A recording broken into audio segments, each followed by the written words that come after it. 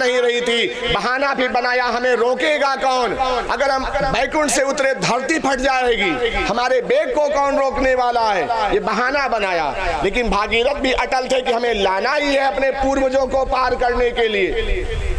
तब उन्होंने कहा अवश्य रोकेगा, भगवान शिव है जो रोकेंगे। लौट करके उन्होंने कई हजार साल भगवान शिव की तपस्या किया।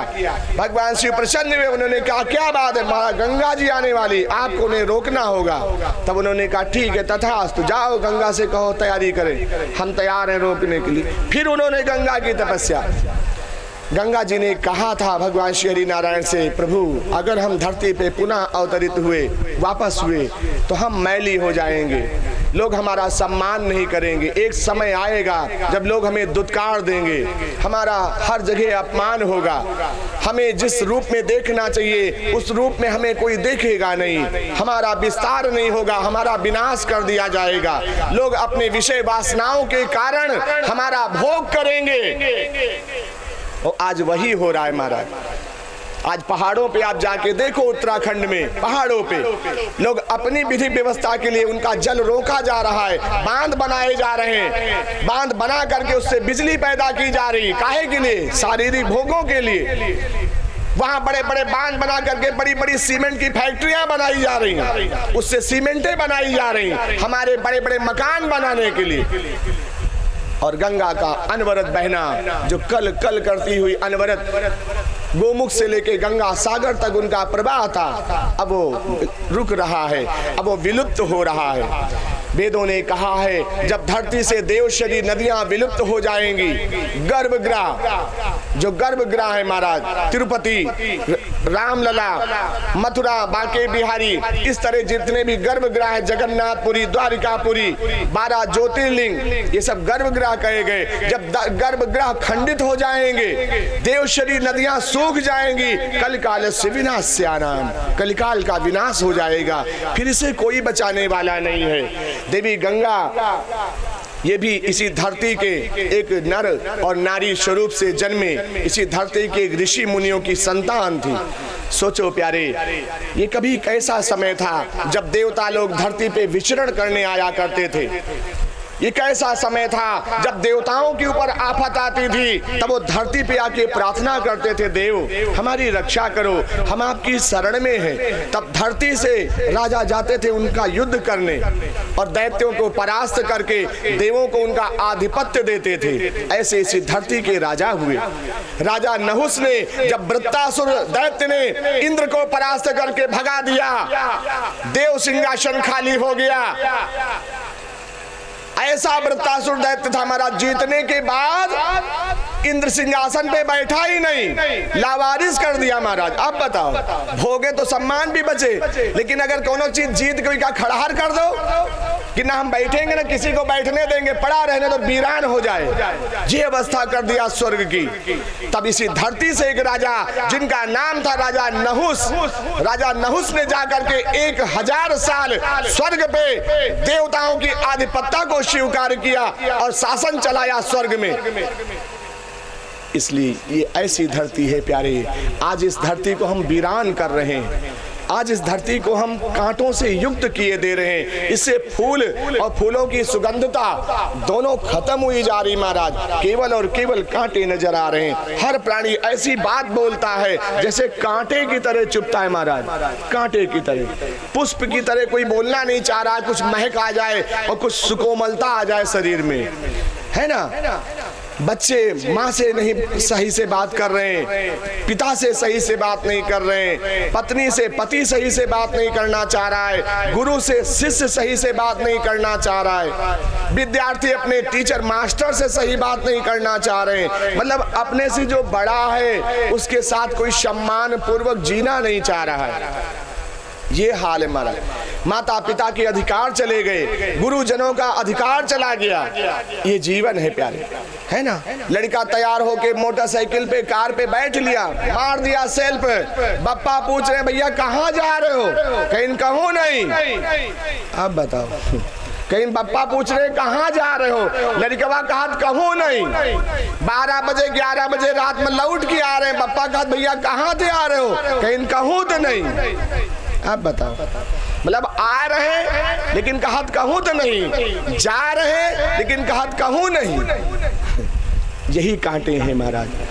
आज माता पिता का इतना भी अधिकार नहीं है कि वो अपने बच्चों से पूछ सके जा कहाँ रहे। अब तो इतना भी अधिकार नहीं रहा जा रहा। हम कैसे जिए संसार में? उनको कथाओं की जरूरत है, उन्हें ज्ञान की जरूरत है, उन्हें कथाओं की जरूरत नहीं है, उन्हें पहले संस्कारों की जरूरत है महाराज, है ना। उनके शरीर में जो सब पंचर बने हैं ना, वही पंचरन के पहले सही करके वहां पे उंदा लगावा जाए। और नहीं पंचर ट्यूब में महाराज हवा चाह जाता नहीं भरो, उस सुर सुर सुर सुर बाहर जहां चढ़ो तहां के नहीं तो फिर बैठ गए। तो अब सब पंचर गाड़ी है महाराज, पंचर गाड़ी पर सब सवारी करना चाह रहे हैं, तो सवारी कर लो जबरदस्ती, थोड़ी बहुत दूर चले जाइए महाराज, मंजिल नहीं मिलेगी, है ना। सारे टायर ट्यूब से कोई यात्रा नहीं पूरी भई है आज तक। अगर यात्रा पूरी करना है तो सबसे पहले मोटर का टायर ट्यूब चेक करो महाराज, है ना। गाड़ी में पंचर तो नहीं है बाबा, अतिरिक्त हवा निकलना पंचर कहलाता है ना। अतिरिक्त हवा निकलना कहाँ से निकल रही है पता हम कहा नहीं, तब इन्हें पता लगवावे पड़ी। तो जैसे गाड़ी में पंचर हो जाए तो कहूँ पंचर वाली दुकान पे खड़ा करना पड़ता है, वही तरह अगर जैसे हमारे दिमाग काम न करे महाराज, हम महतारी से कैसे बात करना चाहिए हम नहीं बात कर पा रहे, पिता से कैसे बात करना चाहिए हम नहीं कर पा रहे, तो रात में बैठ के सोचो कि हमारी बुद्धि खराब काहे हो रही है। मतलब ऐसे होना नहीं चाहिए, लेकिन हम भी अंदर से नहीं चाहते कि हम पिताजी के साथ ऐसे रहे, लेकिन पता नहीं कैसे हो जाता है ना। मटेरियल लोग कहा था ना कि हो जाता है। हम चाह नहीं रहते पिताजी से लड़े, लेकिन लड़ी बैठे। तो जब ऐसा शंका हो रहा है तो आप किसी पंचर बनाने वाले के यहाँ पहुंचो, मतलब किसी साधु संत गुरु के यहाँ पहुंचो और उसको अपनी मन की बात बताओ कि महाराज हम घर में रहते हैं, हमारा दिमाग नहीं काम करता है, हर समय हम तनाव में रहते हैं, लड़ने का मन होता है ना। तो अपनी कमियां बताओ, वो तुम्हें दवा बताएगा। स्वामी कह रहे प्यारे सुधर के रहो, एक दिन जवाब देना पड़ेगा।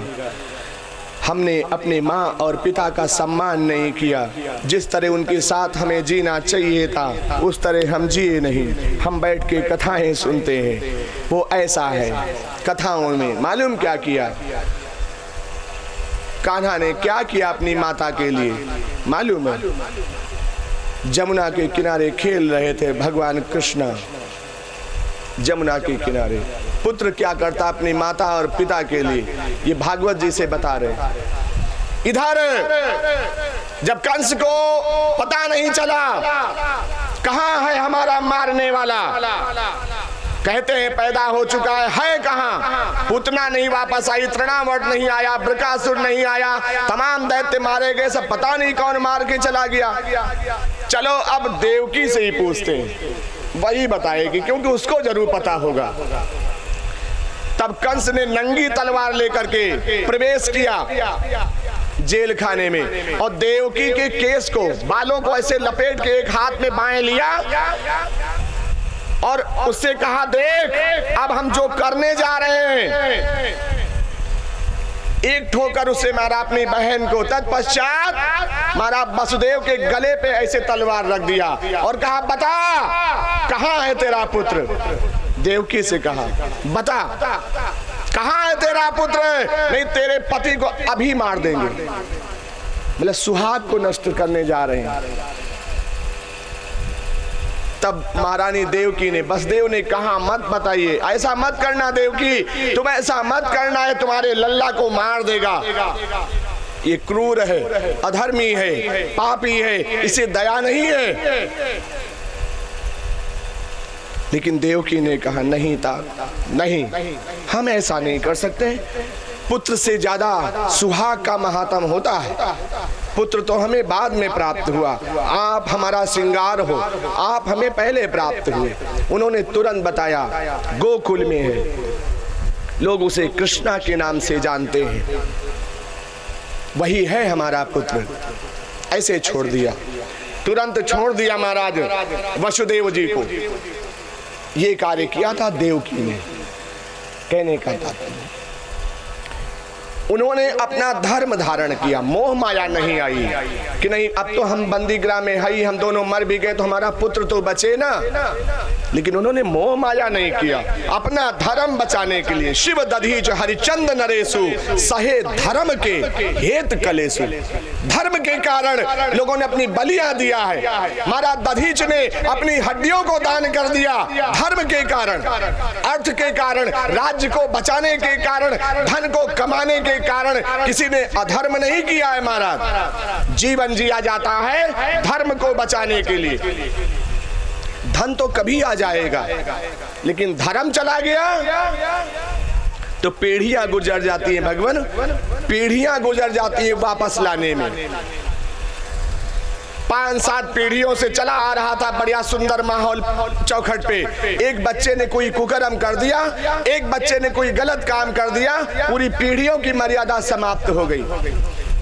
बनाने में बड़ा समय लगता है, लेकिन गंवाने में जरा सा समय लगा, सब खत्म हो गया। ऐसा कर्म मत करो। महारानी देवकी ने बता दिया,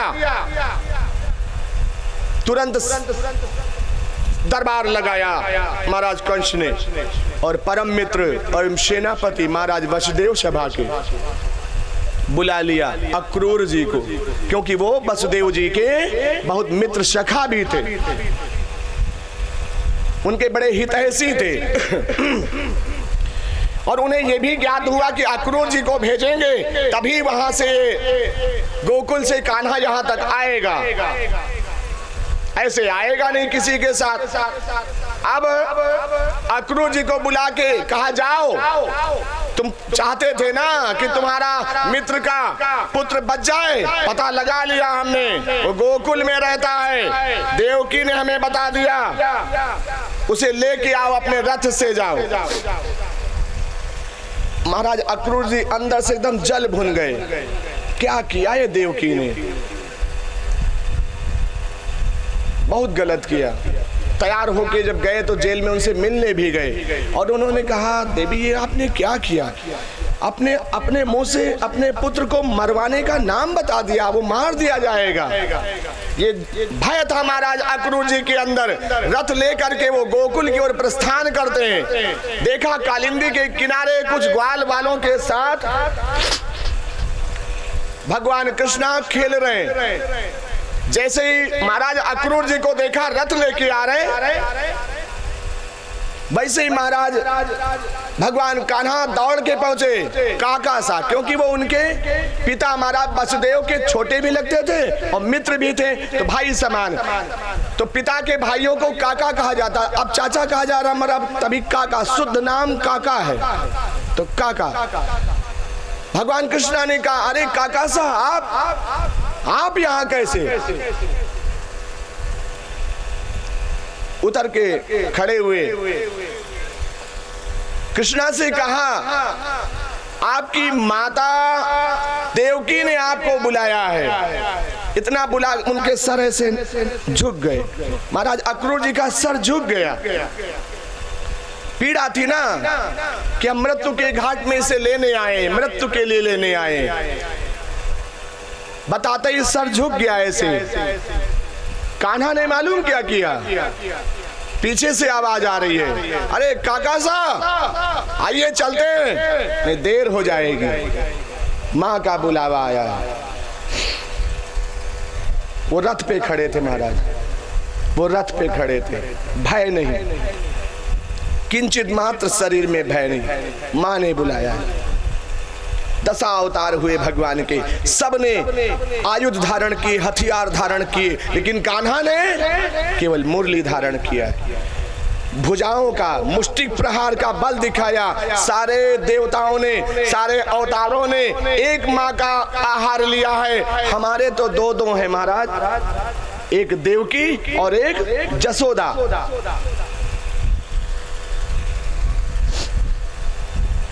मुष्टिक प्रहार, इसीलिए कृष्णा ने हथियार नहीं लिया कभी, केवल भुजाओं का बल दिखाया है। मां तत्व कायम किया, कर्तव्यता के श्रेष्ठ हुए भगवान कान्हा।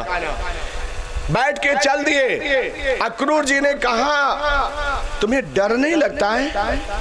तुम इतने नन्हे से हो, तुम्हें डर नहीं लगता है? कृष्णा ने कहा काका साहब किससे डरना, अपनों से डरना है क्या? अपनों से कभी डरा नहीं जाता है, अपनों के साथ प्रेम से रहा जाता है। और फिर हम 6 साल व्यतीत हो गए, छत्री चोला में थे ना, तो छत्री बालक अगर 6 साल के ऊपर हो जाए तो युद्ध मैदान में जाने का अधिकारी हो जाता है महाराज।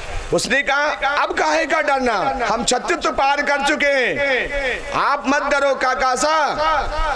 चल पड़े। अब उनके अंदर फिर भी पीड़ा है। जमुना पार हुए तो अक्रूर जी को ज्ञान देने के लिए श्री भागवत जी कहती महाराज उन्हें चक्षु नेत्र खोले। भगवान कृष्णा ने अक्रूर जी के परम ज्ञान दिया है। अक्रूर जी को कृष्णा ने जैसे नदी पार हुए, कृष्णा ने कहा मामा सा, काका सा अक्रूर जी को रुक जाइए, पहली बार माँ से मिलने जा रहे हैं। माँ मतलब मंदिर होता है, देव होते हैं। अभी हमने नहाया नहीं, जरा स्नान बनाते। माँ से मिलने के पहले चलो स्नान बना लेते हैं, नहा लेते हैं। खड़ा किया रथ, चले गए जमुना जी में। जैसे जमुना जी में डुबकी लगाया, खड़े हुए, आप नहीं आओगे काका साहब, आप नहीं आओगे, हमें जल से डर लगता है। अगर हम डुबकी लगा के बह गए तो क्या बताओगे जाके माँ से, क्या किया हमने तुम्हारे लल्ला का, आप भी आ जाओ तो हम डुबकी लगा लें। नहीं, हमें जल से डर लगता है। ऐसा बहाना बना के बुला लिया उन्हें। जैसे वो आए, साथ में डुबकी लगाया, जल स्तंभन का साधन किया, शरीर वहीं समाधि में चला गया, अक्रूर जी का और स्वयं श्री कान्हा का भी। वहीं पे उन्होंने चत्र में आयुध प्रभाव विकराल रूप दिखाया, शंख चक्र गदा पद्म नारायण का स्वरूप दिखाई पड़ा अक्रूर जी को। जल से बाहर निकले, फिर डुबकी लगाया तो देखा फिर उसी स्वरूप में। तब उन्हें ज्ञान हुआ ये तो नारायण है, इन्हें किसका भय है। तब वो चिंता मुक्त हुए अक्रूर जी और लेके पहुंचते कहाँ, मथुरा की नगरी में प्रवेश करने जा रहे थे। तब तक पीछे से आवाज आ रही, कान्हा कान्हा। ऐसे देखा, दाऊ जी आ रहे, क्या बात, ठहर गए, रुको काका। बलदाऊ जी तुरंत जब खड़े हुए बगल में, बलराम जी डांटने लगे महाराज कृष्णा को। वो भगवान है, ये बलदाऊ जी जानते थे, लेकिन फिर भी बड़े हैं महाराज बलदाऊ जी। बलराम जी बड़े हैं, डांटने लगे, कहाँ जा रहा है, तुमने हमसे क्यों नहीं बताया कि हम मथुरा जा रहे हैं? तुझे पता है यहाँ का राजा कंस अक्रूर है, पापी है, तेरे साथ कुछ गलत हो गया तब? हमें कैसे गलत हो सकता?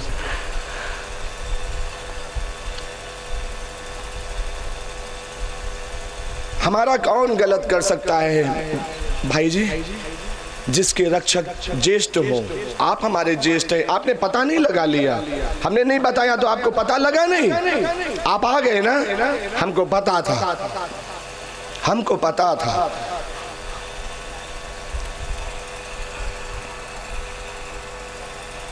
हमारे दाऊ जी जरूर आएंगे, हमें विपत्ति काल में वो हमें अकेला नहीं छोड़ सकते। इन्हें ज्येष्ठ कहते हैं, जो अपने से छोटों पे सदा नजर रखे कि हमारे छोटे जा कहाँ रहे, इन्हें कोई तकलीफ तो नहीं है, कहीं गलत जगह पे तो नहीं जा रहे हैं। अब हमें पता ही नहीं चलता है महाराज, हमारे बच्चे हमारे घर से बाहर कहाँ रहते हैं, हमें पता ही नहीं चलता है। ज्येष्ठ वही है, बड़ा वही है जो सदा नजर रखे, छोटे जा कहाँ रहे, बलदाऊ जी की तरह। इसलिए कान्हा को प्रबल विश्वास था, हम चाहे जहां हो, हम चाहे जिस संकट में हो, लेकिन हमारे ज्येष्ठ जो हमारे बड़े भाई जी हैं वो हमारे संग जरूर आएंगे, वो हमारे पास अवश्य आ जाएंगे। अब दोनों छोटे भाई जी और बड़े भाई जी महाराज, विज्ञान अब क्या करेगा महाराज? बलदाऊ जी मालूम क्या हुए थे, ट्रांसफर प्लांट हो गया महाराज। अब विज्ञान ऐसा कर ही नहीं सकता, दावा के साथ हम कह सकते हैं महाराज 7 महीने का गर्भ, 7 महीने का देवकी का गर्भ ट्रांसफर कर दिया प्रकृति ने रोहिणी के गर्भ में। यहाँ जेल खाने का गर्भ देवकी का, वहां राजवंश में जाके कहा उनकी दूसरी धर्म पत्नी उनके गर्भ में प्रविष्ट हो गया। बनाया देवकी ने, उपजाया किसी और ने। ऐसे ट्रांसफर बिना ऑपरेट किए, बिना ऑपरेशन के ट्रांसफर हो गया महाराज। ये हमारे साधन है, ये हमारे साधन है। मंत्र साधनों में, दिव्य प्रवृत्ति साधनों में इतना प्रवाहित बल है। सब वहीं उपस्थित करके रखो, सब समापन पे होता है महाराज।